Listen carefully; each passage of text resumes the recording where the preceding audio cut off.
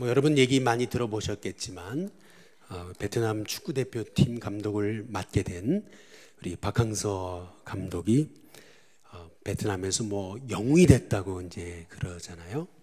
그 AFC 23세 이하 축구 경기 때 준우승을 하게 된 결과로 많은 사람들이 그렇게 정말 그 나라의 완전 스타가 됐지 않습니까? 그런데 여러분 아마 그 경기 아마 보신 분들이 많으실 텐데 그 우즈베키스탄하고 같이 이렇게 1대1로 비기다가 연장전에서 후반 1분 남겨놓고 한 골을 먹어서 지잖아요. 딱 1분 못 견뎌가지고 그래서 결국 집니다. 근데 졌을 때 그 선수들이 보였던 모습은 뭐냐면 고개를 다 쳐박았습니다. 베트남 선수들이 이제 졌으니까 1분을 못 견디고 한 골 먹어가지고 결국에는 졌으니까 고개를 쳐박고 있는데, 그런데 이제 박항서 감독이 그랬대잖아요.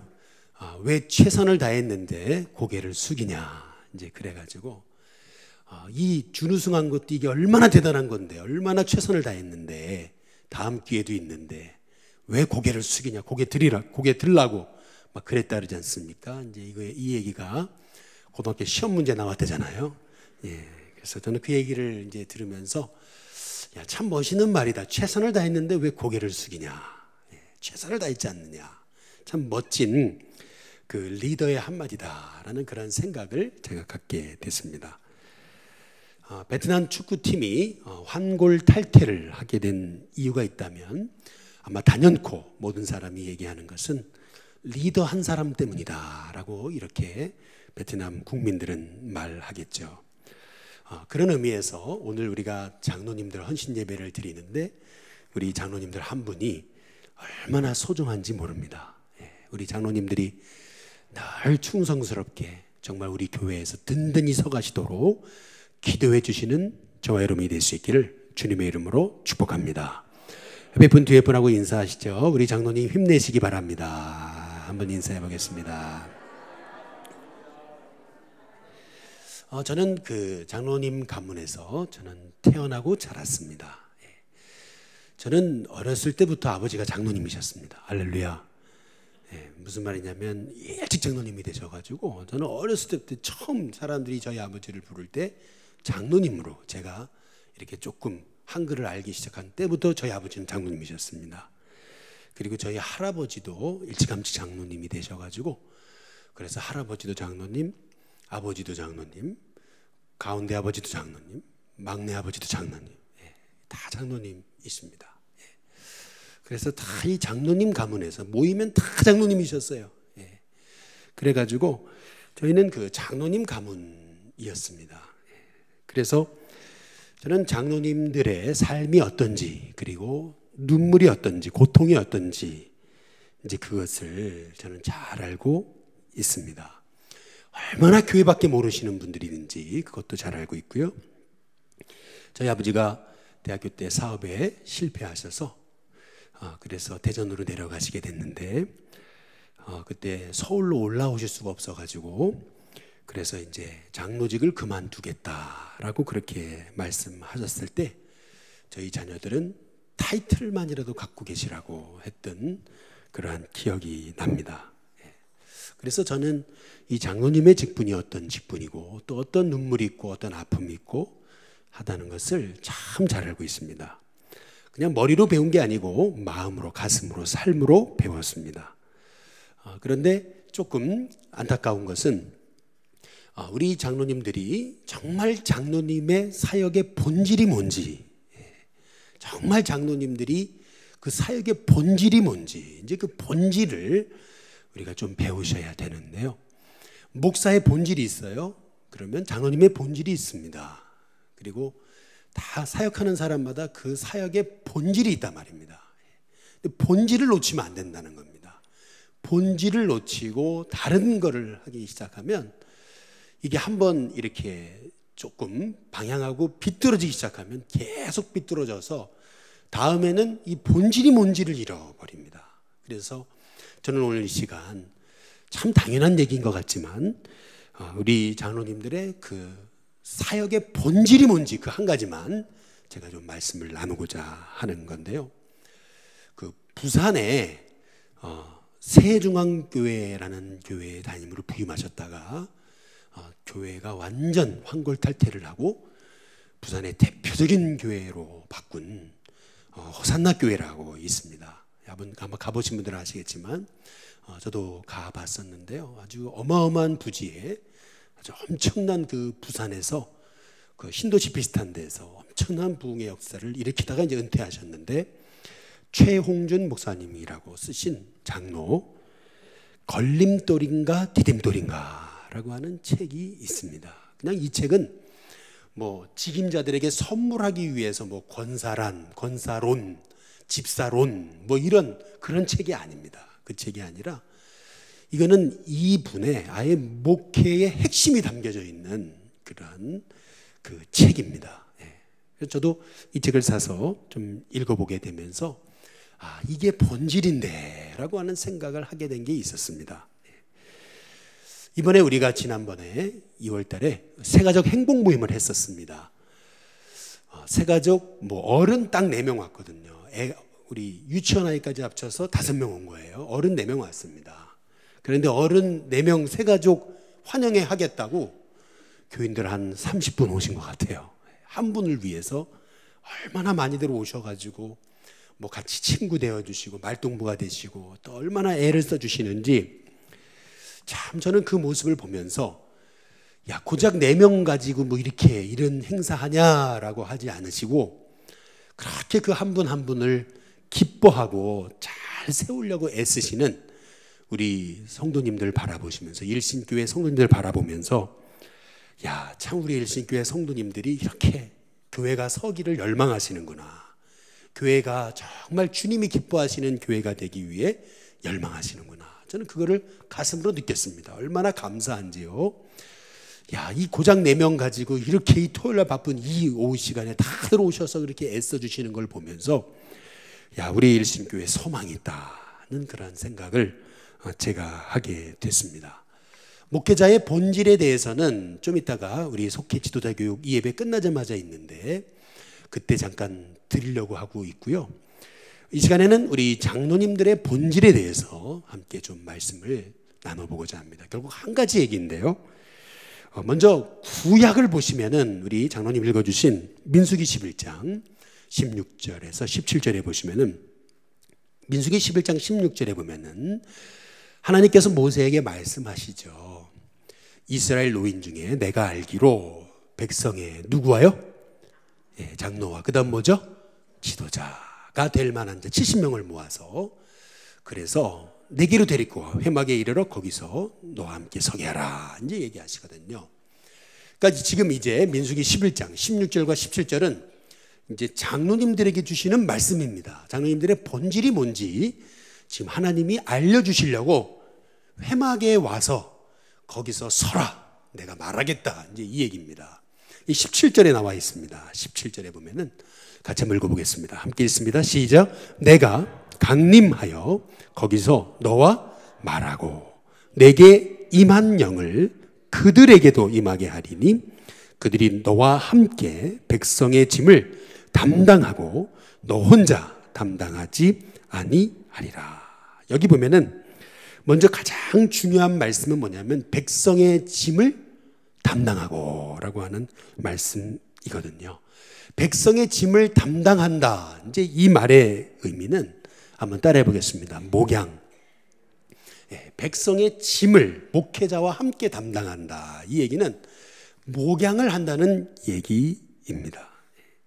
여기 보면은 하나님이 모세에게 뭐라고 그러시냐면, 모세가 받은 그 하나님의 영을 그 장로님들에게도 동일하게 주겠다고 그러시거든요. 하나님이 모세에게 부어주신 영을 장로님들에게도 동일하게 부어주시겠다고 말씀합니다. 그러면 하나님이 장로님들에게 모세가 받은 하나님의 영을 주시는 이유가 뭐냐는 거예요. 똑같은 그 하나님의 영을 주시는 이유가 뭐냐는 거죠. 그게 뭐냐면, 그게 너와 함께 백성의 짐을 담당하고, 다시 말하면 목양하라고 주신, 목양하라고 하나님의 영을 부어주셨다는 것을 이제 알 수가 있습니다.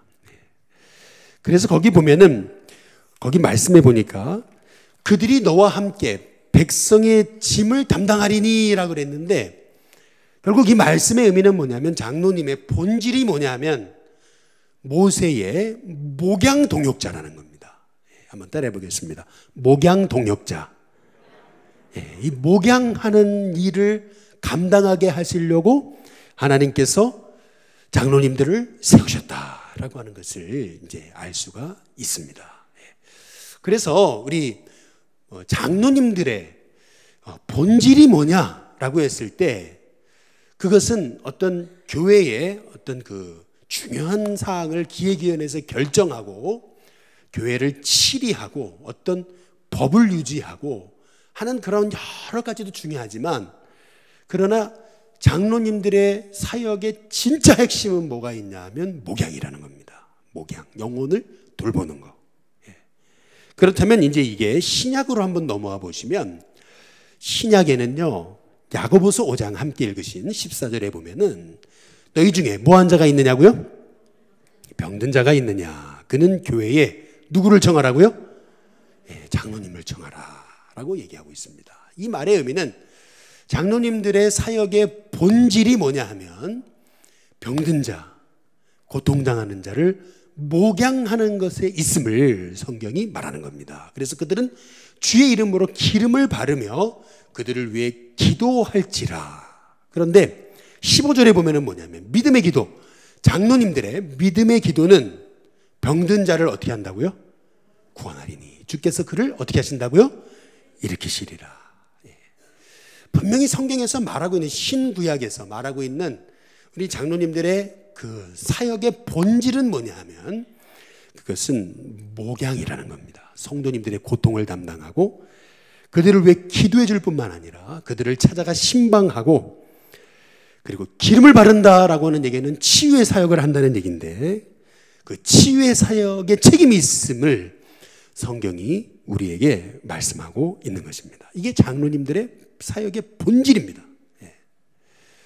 그런데 우리는 어떻게 생각하냐면 어떤 영혼을 돌보고 목양하는 일은 오로지 목사의 일이고, 그리고 장로님들은 어떤 그 행정을 처리하고, 나머지 우리 성도님들도 그냥 목사님이 시키는 일만 하는 어떤 그냥 일만 하는 일꾼 정도로 우리가 전혀 성경하고는 다른 교육을 여지껏 이제 받았더라라고 하는 얘기입니다.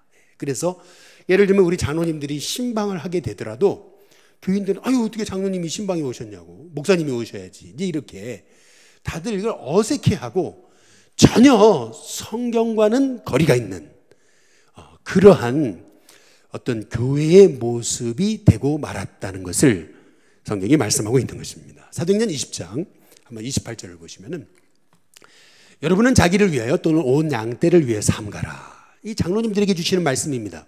성령이 그들 가운데 여러분을 감독자로 삼고 하나님이 자기 피로 사신 교회를 어떻게 해요? 여기서 보살핀다는 말이 이게 목양을 얘기하는 겁니다. 그래서 사도행전 20장 35절에 보면은 그 목양의 방법이 뭐냐? 그게 뭐냐면 수고해서 그 다음 뭐죠? 약한 자를 돕는 그 사역을 우리 장로님들이 감당해야 된다는 것을 성경이 우리에게 말씀하고 계시는 것입니다. 저는 그 대학 시절부터 아주 제가 탐독을 했던 책이 있습니다. 아주 여러 번 읽었고요. 그리고 나중에 또 후편으로 또 다시 쓰는 또 평신도를 깨운다라는 책이 있는데요. 아마 오카노 목사님의 이 책 모르시는 분이 없을 겁니다. 평신도를 깨운다는 이 영문책도 제가 읽어봤습니다. 그런데 저는 이 책을 읽으면서 야, 이게 평신도 분들이 이렇게 훈련을 받으면 얼마나 교회가 살아 움직일까. 제 아버지를 봐더라도요, 그렇게 쓰임받고 싶으셔요. 어떻게든 쓰임받고 싶고 어떻게든 주의 일을 감당하고 싶고 오로지 교회밖에 모르세요. 오로지 교회. 새벽부터 일어나서 새벽기도 가셨다가 오로지 교회예요. 무조건 모든 삶이 중심이 교회예요. 모든 게 다 교회입니다.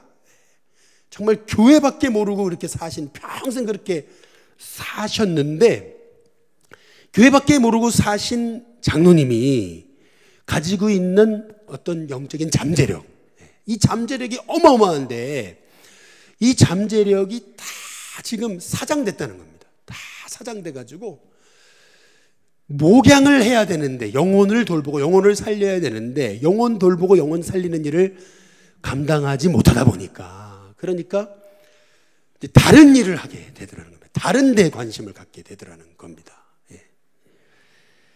제가 좀 이게 실명을 거론해서 죄송한데, 우리 교회에 열심히 섬겼던 그 이정숙 집사님, 전용성 집사님, 그분들이 이제 떠나셨을 때 마침 떠나기 직전에 전용성 집사님이 저한테 오셔서 기도해달라고 오셔가지고 몇 번, 한 3번 기도해드린 적이 있습니다. 예. 와서 기도해달라는 거예요. 그래서 기도를 해드렸어요. 그런데 그분이 뭐라 하셨냐면, 이러저러 해가지고 이게 기도 제목인데 이제 여기 좀 건물이 팔려야 됩니다. 돈이 묶였습니다. 기도해달라고. 이제 기도를 해달라고 그랬어요. 근데 저는 이제 기도를 3번인가 해드렸어요. 예. 그런데 그 다음에 제가 들었던 얘기에, 야, 정말 얼마나 제가 마음이 부끄럽고 창피하고 충격을 받았는지, 그게 뭐냐면, 이분이 했던 말이에요. 그냥 지나가면서 했던 말이에요. 그게 뭐냐면은, 자기가 어렵고 힘들다 그러니까 여기 사랑의 교회 자기 소속돼 있는 순에서 파주까지 가가지고 그 땅이 팔리도록 땅 밟기를 하고 기도를 하고 해줬다고. 그 얘기를 하면서 제가, 야, 얼마나 제가 제 마음에, 나는 그 생각도 못했는데, 나는 거기 가가지고 땅 밟고 기도할 생각도 못했는데. 그리고 또 하나는, 우리 속회에서 만약에 우리 속도원이 만약에 그런 기도 부탁을 했을 때, 속도원 전부가 가가지고 정말 가서 땅을 밟고 정말 내 건물처럼 내 땅처럼 이거 하나님 지켜달라고 하는 그런 기도를 우리 교인들이 할 수 있었을까? 이제 이런 그 생각을 하게 되면서, 그러면 왜 이런 결과가 나왔을까라는 생각을 했을 때, 그것은 뭐냐면, 우리 교회 우리 장로님들부터 평신도 분들이 나도 영혼을 돌보는 목양을 하는 사람이다 라고 하는 그 마인드가 필요하다는 거예요. 신방은 목사님만 하는 거고, 목양은 목사님만 하는 거고, 우리는 그냥 시키는 대로 일만 하는, 봉사만 하는 사람이다. 이렇게 돼서는 절대 교회가 성경적인 교회가 되지 못한다는 거예요. 실은 제가 이런 우리 일신교회가 그런 교회가 되기 위해서 제가 계속 기도를 하고 있었습니다. 그래서 여러분께 이렇게 그거를 해보려고 했던 그 제도가 있는데, 그게 뭐냐면 지역장 제도입니다. 지역장 제도. 이게 뭐냐면요, 제가 좀 설명을 좀 해볼게요. 예를 들면 지금 잘하면 우리 교회 구조를 한번 잘 보세요. 누가 이제 아프다 그래요. 아프다 그러면 신방을 해주세요. 그래요. 그러면 누가 가야 돼요? 네? 누가 가야 되냐면 이제 목회자가 가잖아요. 그런데 보세요. 저랑 이제 우리 마목사님이랑 우리 전사님이랑 3사람이 신방을 가잖아요. 그러면은요, 여러분 잘 보세요. 제가 예를 들어서 바쁘고, 예를 들어 부재 중이고, 예를 들어서 뭐 이렇게 이런저런 있어서 못 가요. 그러면 어떻게 되죠? 그러면 어떻게 돼요? 예를 들면 제가 못 가게 되면, 우리 마목사님도 예를 들어 못 가게 되면 이제 전사님이 가셔야 되잖아요. 근데 전사님이 신방을 가셔야 되는데 같이 갈 사람이 있어요? 네? 누가 같이 가야 되잖아요. 누군가 같이 가야 되잖아요, 신방을. 그러면 아무나 불러가지고 신방 좀 같이 가주세요, 같이 가주세요 부탁하는 것도 한두 번이죠, 이게. 그래서 필요한 게 뭐냐면 지역장 제도입니다. 그래서 지역 안에 2개 속회 정도가 있잖아요. 그러면은 지역장님이 그 속도원들 이제 형편들을 다 이제 알아서, 그래서 예를 들어 누가 아프다 그러면 사실은 목회자와 우리 지역장, 속장, 인도자가 함께 가서 신방을 해야 정상입니다. 이게 정상인 거예요. 이게 정상. 그래서 이제 올해부터, 그래서 오늘 좀 이따가 우리가 속회 지도자 교육으로 모이는 이유는, 그래서 이제 그 체계를 좀 잡으려고 제가 조금, 그래서 오늘 이렇게 주일날 오후에 이제 모이시자고 했던 겁니다. 그래서 실은 왜 지역장을 세웠냐, 이제 이것은 지역장님이 그 속회, 인도자 속장들을 돌아보고 속도원들을 돌아보면서 결국 목회자와 함께 영혼을 돌보는 목양의 사명을 감당하셨으면 하는 마음을 가지고 그런 제도를 잡은 겁니다.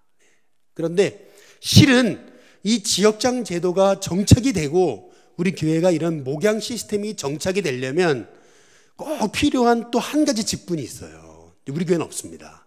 그게 뭐냐면 교구장입니다. 교구장. 예. 교구장을 만들어서 교구장을 중심으로 예를 들어 1교구, 2교구가 있고 그 밑에 이제 1, 2, 3, 4, 5 지역이 있고 또 1, 2, 3, 4, 5 지역이 있어가지고 그래서 그 교구 내의 성도들을 아주 체계적으로 이렇게 돌보는 그러한 예를 들어 우리 신방 전사님이 어디 신방을 가려고 할 때 교구장님께 딱 전화를 하면 교구장님이 이제 신방대원들을 모아서 같이 이제 신방을 갈 수 있게 타닥 이렇게 조직이 되어 있는 그러한 시스템이 필요하다는 겁니다. 그런 시스템이. 예. 그런 시스템이 되어야지만이 우리 성도님들, 우리 장로님들, 우리 권사님들이 그냥 뭐 목양을 하라 그러니까 이게 뭐 체계도 없고 뭐 리더도 없고 뭐 어떤 조직도 없고 이렇게 되다 보면은 이게 내가 누구를 돌보고 누구를 양육하고 이게 안 되는 거거든요.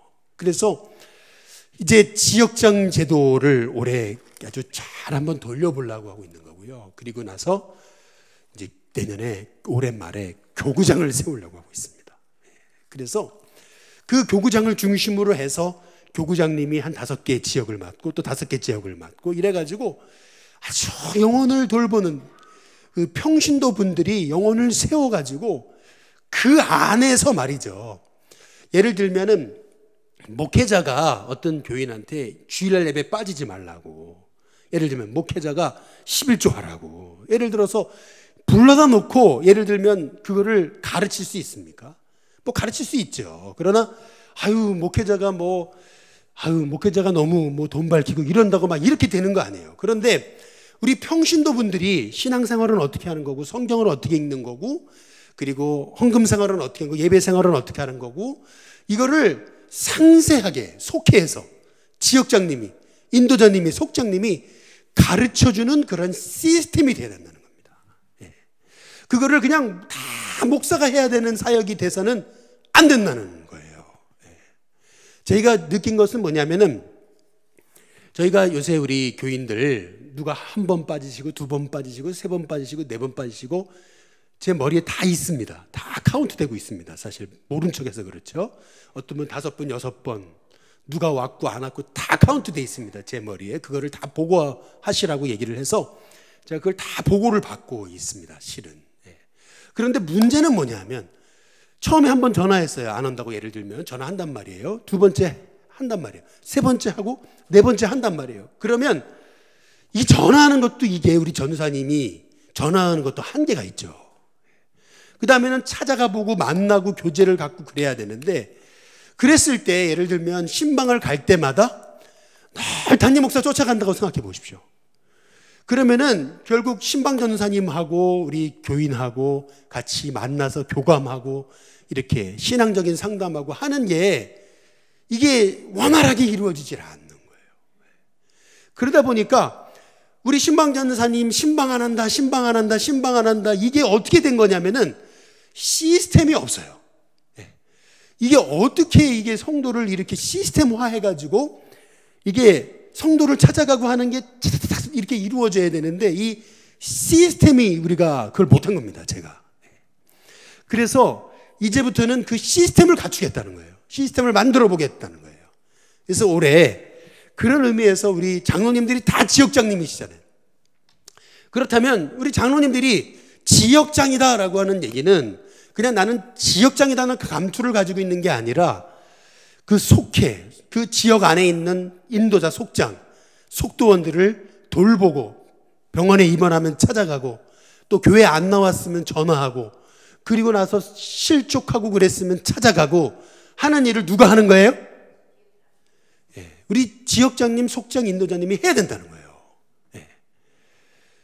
그게 안 되니까 무조건 누가 실족하면 무조건 담임 목사가 찾아가는 거예요.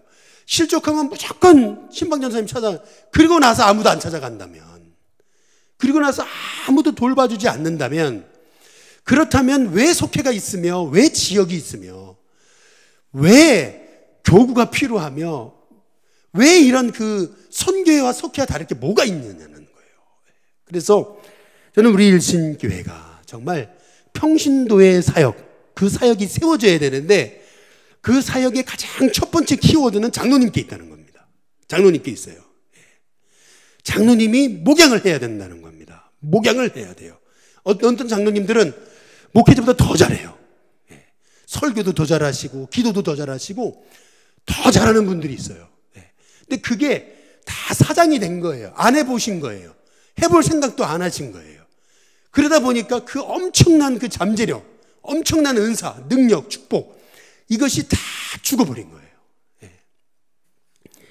그래서 평신도 리더십이 바로 세워지려면 필요한 게 있습니다. 저는 요 한마디만 드리고 이제 마치려고 하는데요. 여러분, 우리 리더십을, 장로님을 귀히 여겨야 됩니다. 한번 옆에 분은 우리 장로님한테 한번 해보시죠. 우리 장로님 최고 하면서 인사해 보시기 바랍니다. 이게 무슨 말이냐면 제가 그냥 말로 드리는 것이 아니라 요즘에 우리 가정의 권위가 다 무너지고 있잖아요. 그러면서 나타난 현상은 아버지의 자리가 다 무너지고 있습니다. 아버지가 굉장히 거추장스러운, 교육하는데도 아버지는 개그도 썰렁하고 그렇잖아요. 아버지는 뭐 충고를 해도 이게 잘 안 먹히고 자식들한테 이제 그렇게 하면서 권위가 무너지고 있어요. 근데 이게 비극 중에 비극입니다. 아버지가 바로 서지 않으면 가정은 바로 설 수 없습니다. 프랑스 역사에 따르면은 프랑스에 69명의 왕이 있었습니다. 근데 그 중에서 69명의 왕 중에 백성에게 특별히 존경받았던 왕이 딱 3명인데, 딱 3명. 그런데 그 딱 3명의 공통점이 뭔지 아십니까? 그 3명의 공통점. 그것은 뭐냐면 양친 부모님 밑에서 자랐다는 겁니다. 건강한 가정에서 자랐다는 겁니다. 아버지의 사랑, 어머니의 사랑을 충만히 받았다는 얘기입니다. 건강한 가정에서 아버지 역할을 받고 어머니 역할을 보면서 건강하게 자랐던 왕들은 아주 존경받는 그 프랑스의 왕이 됐다는 것입니다. 마찬가지로 우리 일신교회가 정말 복의 공동체가 되고 다음 세대가 그 복을 계속해서 이어가는 공동체가 되려면 우리 일신교회의 영적인 권위가 서야 됩니다. 영적인 권위가. 목회자의 권위가 서야 되고 장로님들의 권위가 서야 되고 또 우리 각 속장 인도자님, 선교장님 이런 영적인 권위들이 서야 됩니다. 그래서 건강한 권위, 단지 그냥 해라 하는 그러한 명령조의 권위가 아니라 건강한 권위들이 세워져 가지고 교회에서 그 건강한 권위자들이 영혼 사랑하고 영혼 돌보고 영혼에게 관심을 갖고 영혼을 치유하고 영혼을 돌아보면서 양육하는 그러한 교회가 될 때 우리 교회는 정말 복된 교회가 되더라는 것입니다. 이 말씀만 드리고 마치겠습니다. 여러분 아마 연탄길이라고 읽어보셨을 겁니다. 이철환 씨 크리스찬이죠. 이분이 쓴 이 연탄길이라고 하는 책은 서민들의 애환을 담은 그러한 글입니다. 그 가운데 그 아버지의 우산이라고 하는 그러한 글이 있어요. 이 어린 시절에 달동네에서 살던 사람이 이제 어른이 돼서 이제 과거를 회상하는 그러한 장면입니다.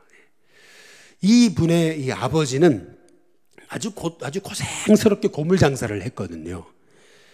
늘 그렇게 남루한 옷차림에 뭐 포대에다가는 뭐 여러 가지 예를 들면 철사 뭐 이런 것들 아주 그런 것들을 다 담아놓고서 그래가지고 신문지 등 이런 것들을 모아가지고 그래가지고 오시는 그 아버지, 이 아버지가 이 아들은 그렇게 창피했다는 겁니다.